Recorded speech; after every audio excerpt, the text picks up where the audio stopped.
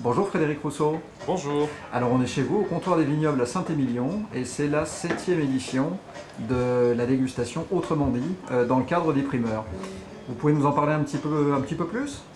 Le but d'Autrement dit, c'est justement de faire autre chose que ce qui est proposé depuis pratiquement une décennie, voire deux, par l'Union des Grands Crus, l'Association des Grands Crus classés.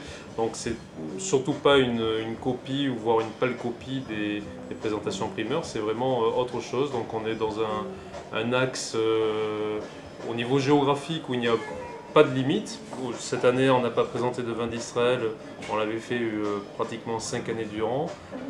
Mais par contre, on a ouvert sur la Californie avec Stéphane Asseo sur Paso Robles. On a ouvert sur la Quinta de Verigo, qui est un super produit en rouge, produit dans la région du Dao, qui est vinifié par Paul Borde, qui a déjà présenté 2 années durant les vins d'Arnaud Drégnac.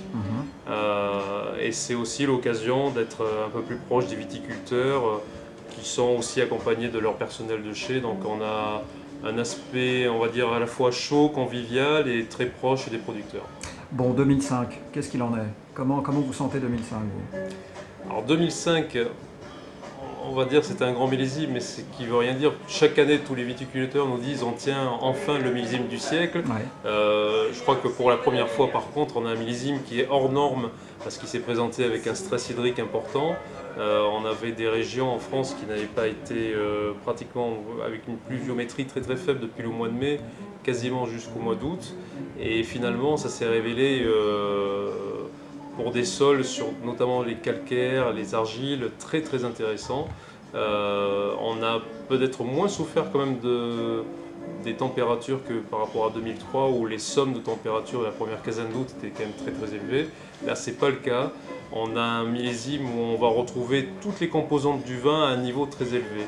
On a bien sûr l'alcool et le côté chaleureux des 2003, mais avec ce que n'avait pas 2003, un support d'acidité, une trame tannique beaucoup plus intéressante, la couleur comme en 2003 avec des taux d'anthocyanes très élevés. Et je pense que toutes les composantes sont là pour faire un vin, mais vraiment de garde, grande garde. Eh bien merci Frédéric. Donc on rappelle, là c'est le comptoir des vignobles en plein Saint-Émilion. Donc il faut au cœur venir. du village. Oui, parce qu'il y a des vins d'exception. On les verra en image bien sûr au cours de ce reportage. Merci Frédéric. Bonsoir. À bientôt.